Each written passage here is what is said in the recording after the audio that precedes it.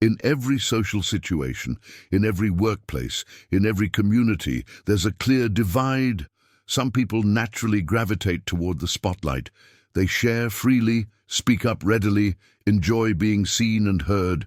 They're comfortable, even energized, by attention.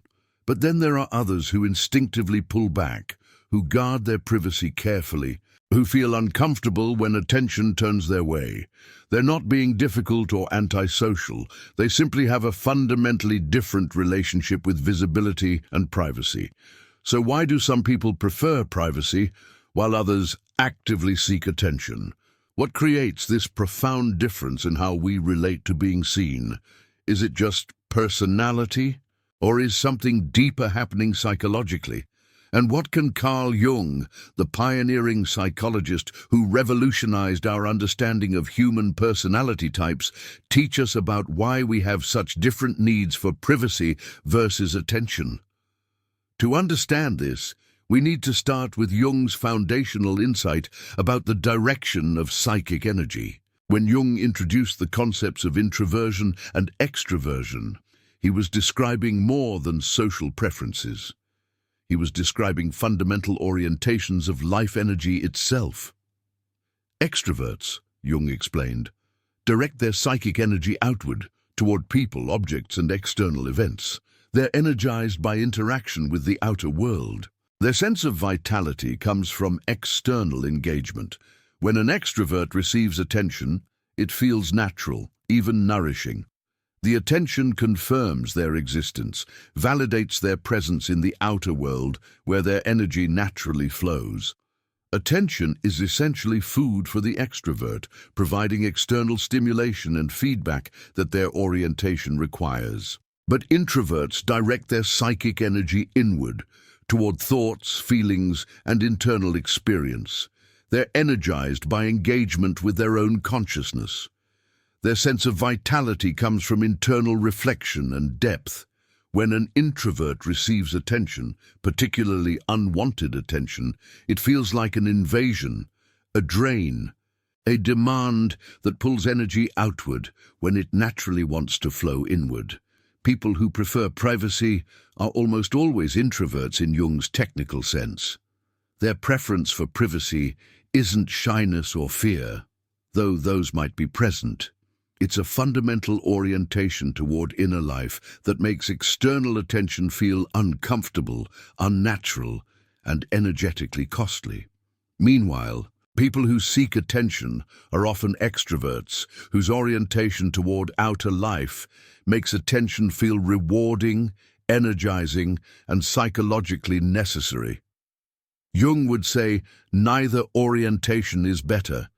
They're simply different ways of being human, different flows of life energy that create different needs around privacy and visibility. There's also something profound happening with what Jung called the persona, and how differently people relate to it. The persona, remember, is the social mask we wear to navigate public life, the version of ourselves we present to fit social expectations and function smoothly in various roles. Everyone has a persona to some degree. But people have vastly different relationships with their personas, and this creates different needs for privacy versus attention. People who seek attention often have what Jung might call a strong, well-developed persona that they're comfortable inhabiting. They've created a social self that works well in public, that gets positive feedback, that feels reasonably aligned with who they are. Presenting this persona and receiving attention for it feels good because the persona is functioning as it should, mediating successfully between inner self and outer world. But people who prefer privacy often have a more complicated relationship with their personas.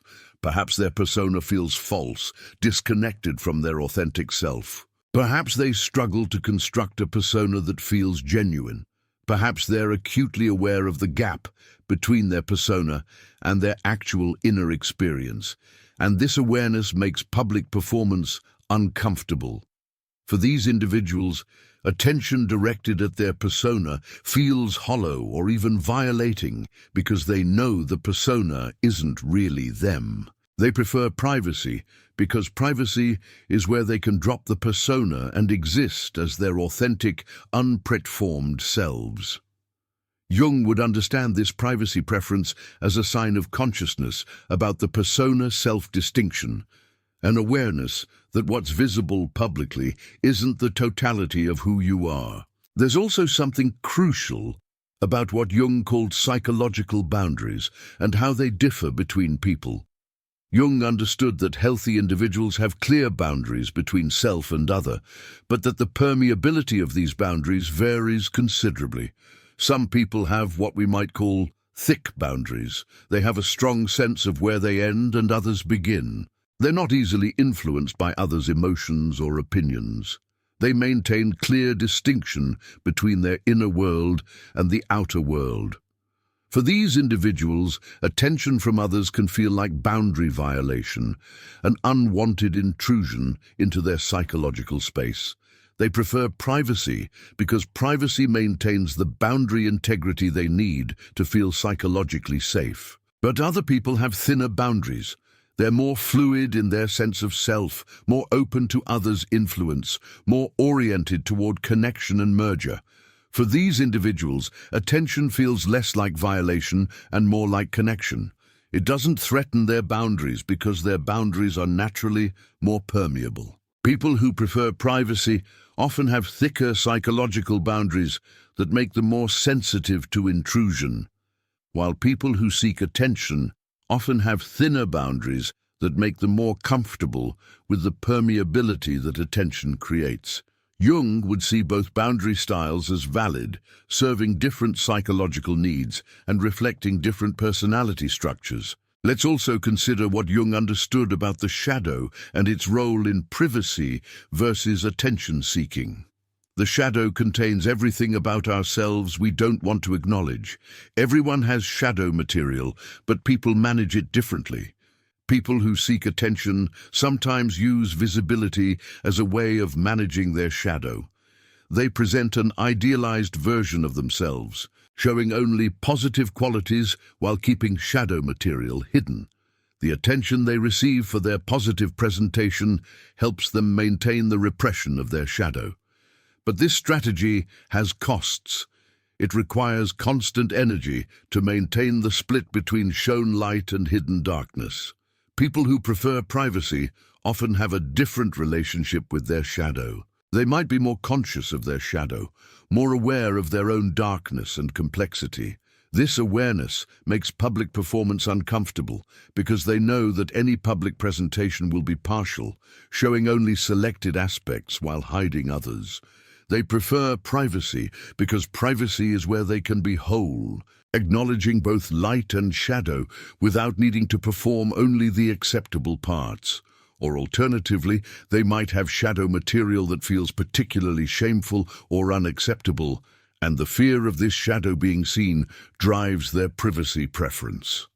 Either way, Jung would explore the shadow's role in the privacy-attention dynamic, understanding that our relationship with our own darkness profoundly affects our comfort with visibility. There's also something significant about what Jung called psychological energy capacity and how it varies between individuals. Jung recognized that people have different amounts of psychic energy available and different rates at which they expend and regenerate that energy. Some people have abundant energy that regenerates quickly through external interaction. These high-energy extroverts can handle significant amounts of attention without feeling drained. In fact, attention energizes them, helping them regenerate the energy they've expended.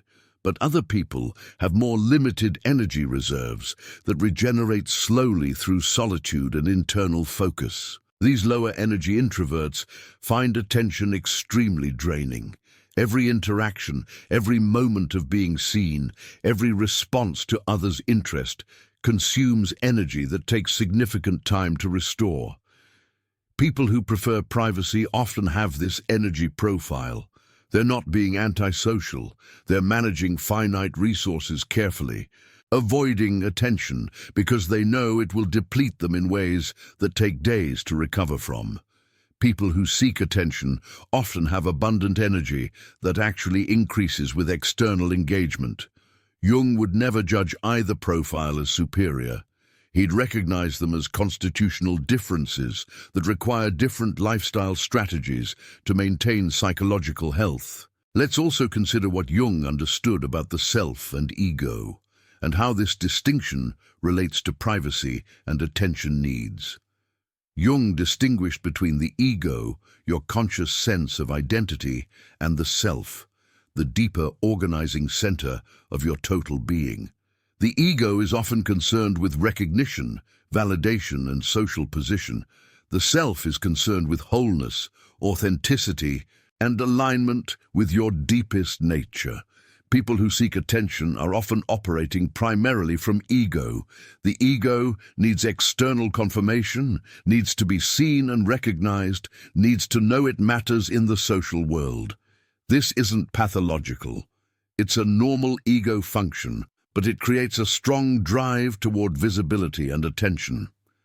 People who prefer privacy have often made a shift, consciously or unconsciously, from ego-centeredness toward self-centeredness. They're less concerned with social recognition and more concerned with internal alignment. They don't need attention because they're not deriving their sense of worth from the ego's social position, but from the self's deeper groundedness. Their privacy preference reflects this shift in psychological center of gravity from outer to inner, from ego validation to self-alignment. Jung would see this shift as psychological maturity, though he'd also acknowledge that healthy ego functioning is necessary and that complete rejection of all attention might indicate other issues. There's also something profound about what Jung called individuation and how it relates to the privacy-attention dynamic. Individuation is the process of becoming your authentic, unique self, rather than conforming to collective expectations. This process creates different relationships with attention at different stages. In early individuation, you might seek attention as a way of establishing your identity separate from your family or origin group. You're figuring out who you are, partly through how others see you. But as individuation progresses, external validation becomes less necessary.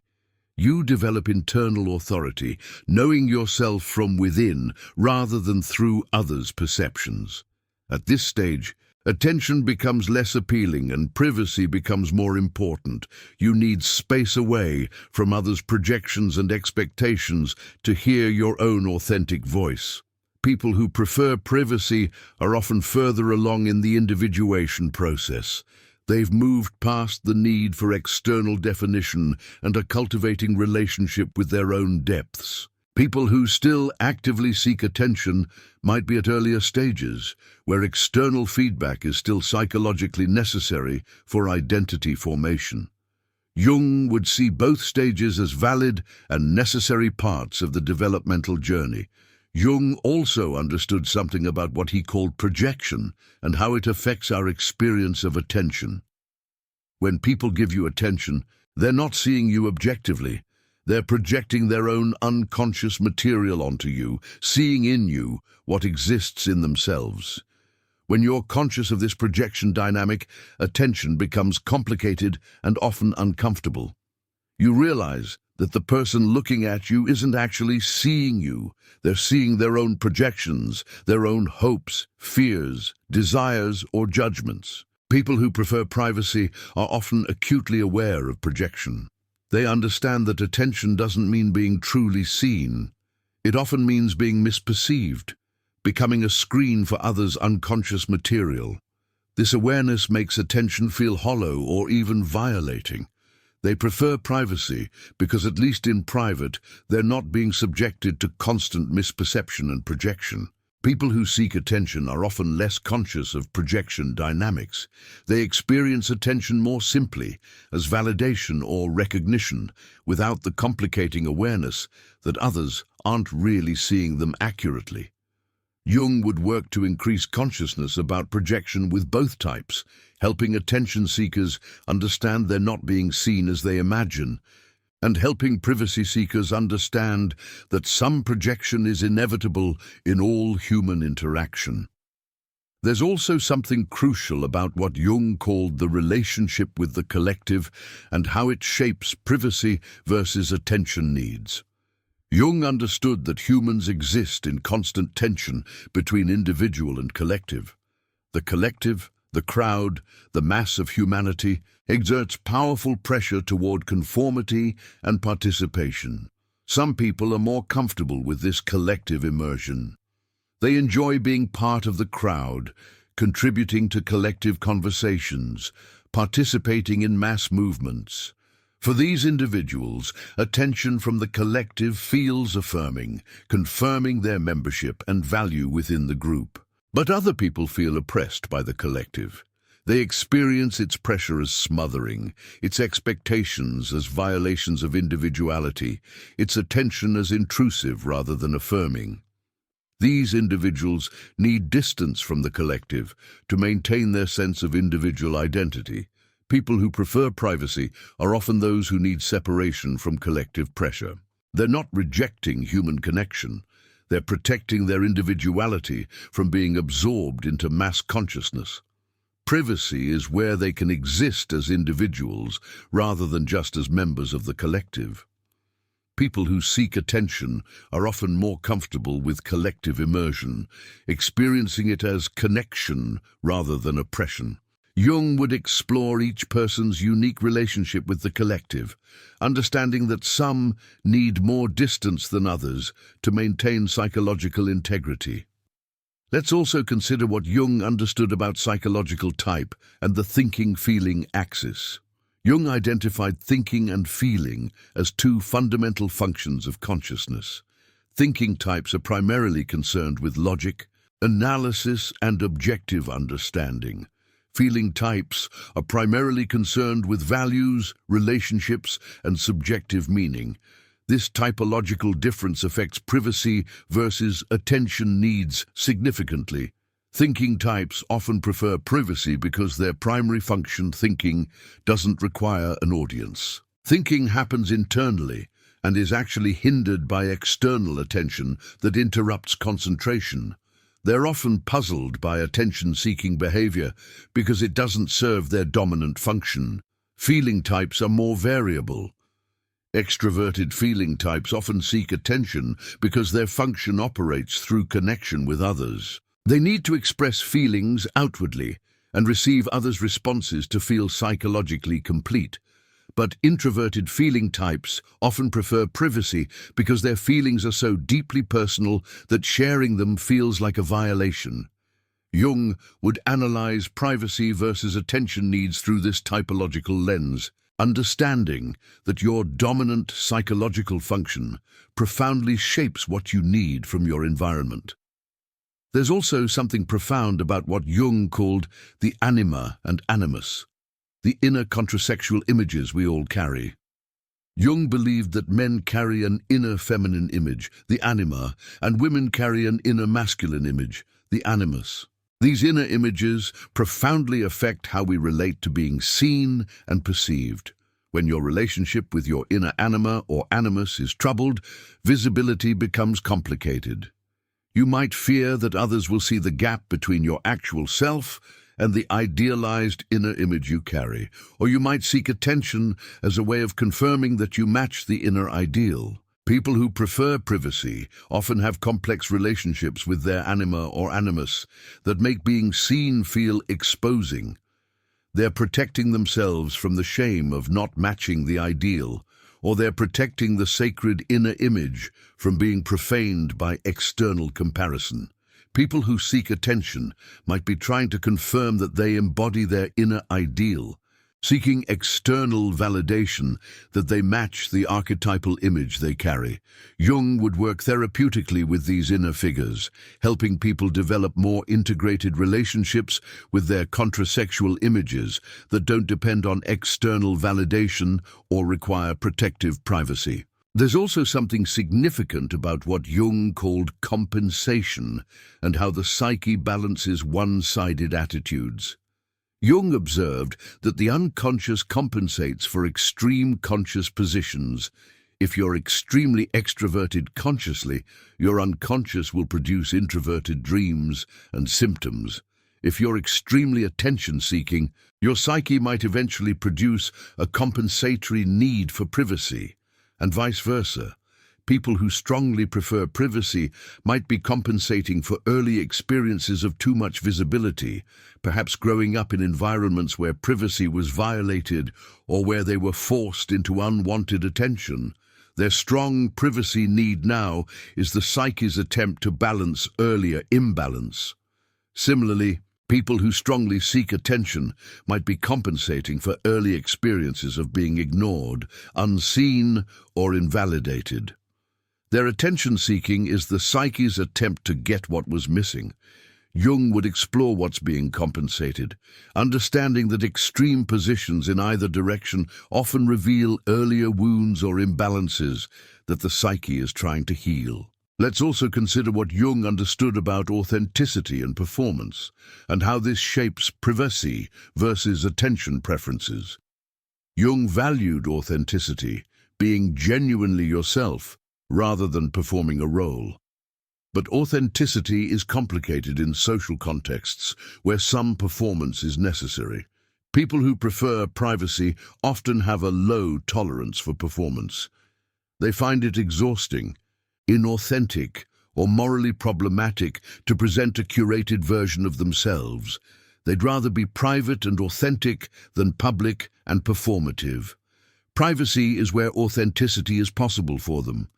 People who seek attention often have a higher tolerance for performance, or they've developed personas that feel reasonably authentic, even while being performed. They don't experience the same conflict between authenticity and visibility. For them, being seen doesn't necessarily mean being inauthentic. Jung would never judge either position as superior, but he'd encourage consciousness about the relationship between authenticity and performance, helping people understand what they're sacrificing or protecting through their choices. There's also something crucial about what Jung called the numinous and its relationship to privacy. The numinous refers to experiences of the sacred, the transcendent, or the deeply meaningful that exceed ordinary consciousness. Jung believed these experiences are essential for psychological and spiritual health, but they require protection from profanation. People who prefer privacy often have rich access to numinous experiences precisely because they've protected the conditions that allow such experiences to occur. Numinous encounters happen in solitude, in quiet, in moments when you're not performing for others. Privacy creates the sacred space where the numinous can be encountered. People who seek constant attention often sacrifice access to the numinous because they're never in the receptive, private state that numinous experiences require. Their consciousness is always directed outward, toward audience and performance, never inward, toward the quiet depths where the sacred reveals itself. Jung would point out this cost of constant attention-seeking, the potential loss of numinous experience, of genuine encounter with what matters most deeply. Jung also understood something about what he called active imagination and how it requires privacy. Active imagination is a practice Jung developed for engaging with the unconscious, allowing images and thoughts to arise spontaneously and then interacting with them consciously. This practice requires solitude, privacy, and freedom from external demands. People who prefer privacy often engage in something like active imagination, whether they call it that or not. They're in dialogue with their depths, allowing unconscious material to surface and working with it consciously. This inner work is psychologically valuable, but it absolutely requires privacy. You can't do active imagination while being watched or while seeking attention.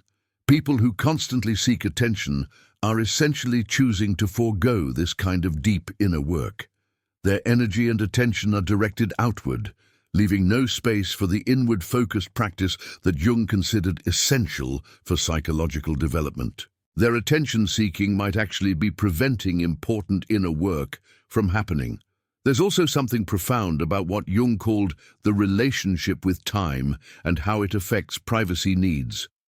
Jung recognized that psychological processes have their own timing that can't be rushed. Integration takes time. Understanding emerges gradually. Transformation happens slowly. People who prefer privacy often have aligned themselves with psychological time, the slow rhythm of inner development. They need privacy because the work they're doing can't be hurried or performed.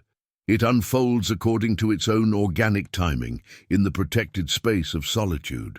People who seek attention are often operating on social time, the faster rhythm of interaction, response, and immediate feedback.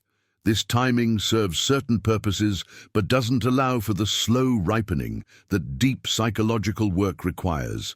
Jung would explore each person's relationship with time, understanding that privacy needs and attention needs partly reflect whether you're oriented towards slow psychological time or fast social time. Let's also consider what Jung understood about wounds and how they create different needs. Jung recognized that psychological wounds profoundly shape personality and needs. People who strongly prefer privacy often carry wounds around visibility. Perhaps they were shamed, mocked, or humiliated when visible. Perhaps their privacy was violated in ways that created lasting trauma. Their current privacy preference is protective, preventing re-traumatization. People who strongly seek attention often carry wounds around invisibility. Perhaps they were ignored, neglected, or made to feel they didn't matter. Perhaps their existence was insufficiently acknowledged. Their current attention-seeking is an attempt to heal, to finally be seen in ways they weren't seen when it mattered most. Jung would approach both patterns with compassion, understanding that extreme privacy needs and extreme attention needs both often point to earlier wounds that deserve therapeutic attention and healing. There's also something significant about what Jung called the midlife transition and how it affects privacy versus attention needs. Jung observed that around midlife, many people experience a profound psychological shift. The values and orientations that dominated the first half of life, achievement, external success, social positioning, begin to feel less important. The second half of life brings different concerns: meaning, legacy, authenticity, preparation for death. This transition often changes people's relationship with privacy and attention. People who sought attention in the first half of life often find themselves craving privacy in the second half. They've achieved external recognition and discovered it doesn't satisfy as they imagined.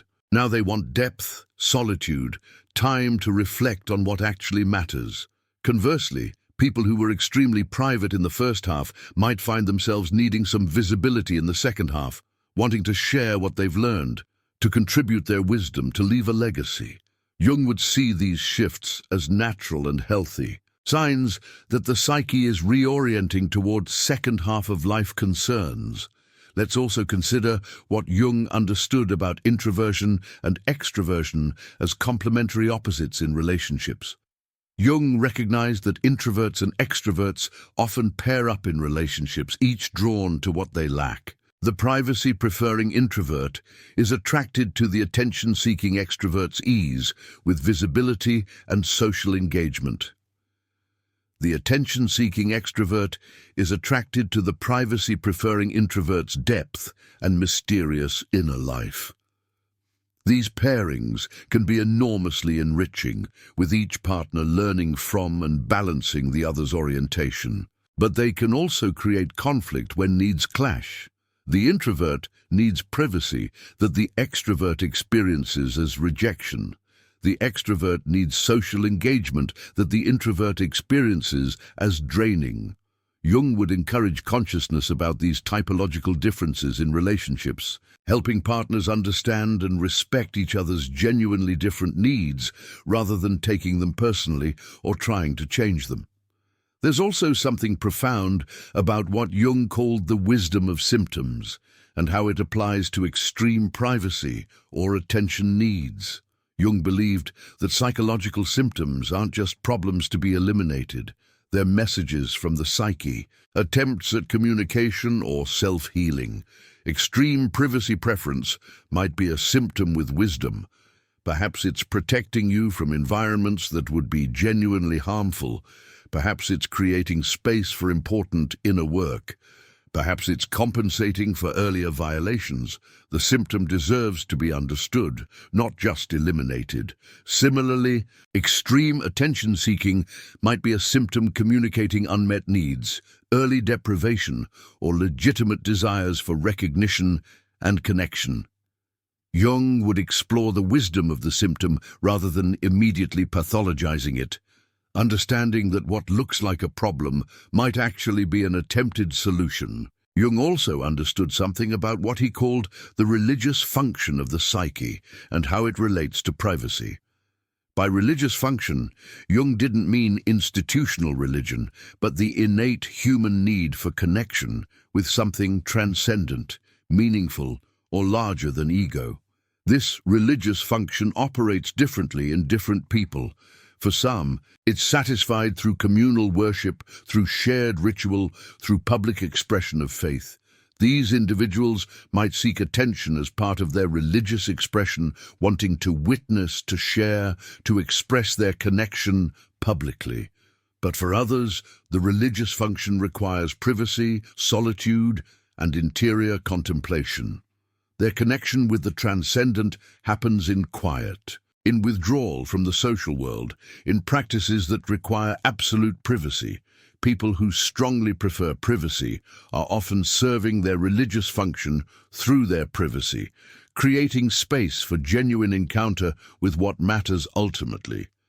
Jung would never suggest that one expression of the religious function is superior to another, but he'd help people understand which orientation serves their actual spiritual needs. There's also something crucial about what Jung called psychological development and its relationship to changing needs. Jung understood that psychological needs evolve as we develop. A child needs attention, recognition, mirroring from caregivers to develop a healthy sense of self. An adolescent needs peer attention to establish identity separate from family. A young adult might need professional recognition to establish competence and position. But mature adults who've successfully navigated these stages often need less external attention because they've internalized the validation functions that attention once served. People who prefer privacy have often achieved this developmental milestone. They've moved beyond dependence on external attention because they've developed internal sources of validation and self-knowledge. People who continue to seek attention in mature adulthood might be stuck at earlier developmental stages where external validation is still psychologically necessary. Jung would assess where someone is developmentally, understanding that privacy versus attention needs partly reflect developmental stage and maturity. Let's also consider what Jung understood about creative work and how it shapes privacy needs. Jung recognized that genuine creative work requires specific conditions, primarily solitude, freedom from judgment, and permission to fail privately. People engaged in serious creative work often develop strong privacy needs to protect their creative process. They need space where they can experiment, make mistakes, and develop ideas without premature exposure to criticism or performance pressure. Their privacy isn't antisocial, it's essential for the creative work they're committed to. People who seek attention might struggle with deep creative work because they're constantly sharing, performing, and exposing work before it's fully developed. The attention they receive, even when positive, can interfere with the private incubation that creativity requires. Jung himself needed extended periods of privacy to develop his most important ideas, and he would recognize others' privacy needs as potentially serving similar creative purposes. There's also something profound about what Jung called the relationship between conscious and unconscious in privacy versus attention dynamics. For people who prefer privacy, there's often a rich dialogue happening between conscious and unconscious. Their solitude creates space for unconscious material to surface through dreams, intuitions, and active imagination. They're in constant conversation with their depths. But for people who constantly seek attention, consciousness is always directed outward, toward others and external feedback. This outward focus can interrupt the conscious-unconscious dialogue, preventing important unconscious material from reaching consciousness. The attention-seeking becomes a kind of defense against the unconscious, keeping consciousness so focused externally that internal voices can't be heard. Jung would explore whether attention-seeking might be unconsciously serving this defensive function, protecting someone from uncomfortable unconscious material by keeping them perpetually externally focused. Finally, there's something to be said about what Jung called wholeness and how both privacy and attention might serve it. Jung's ultimate goal was individuation leading to wholeness, the integration of all aspects of personality into a unified, authentic whole. Neither extreme privacy nor extreme attention-seeking serves wholeness. Wholeness requires both capacity for privacy, for inward focus, for authentic solitude, and capacity for appropriate visibility, for genuine connection, for meaningful participation in the social world. The healthiest individuals can move fluidly between privacy and visibility, depending on what the situation requires and what serves their development. They're not rigidly attached to either extreme.